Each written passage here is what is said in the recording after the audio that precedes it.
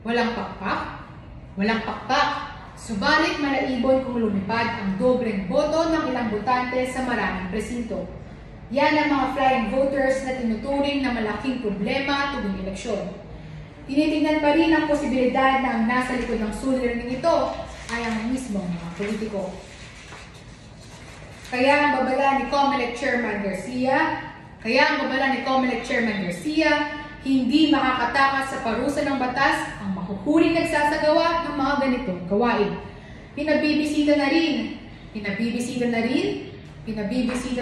ni Senador Amy pinabibisita na rin ni Senadora.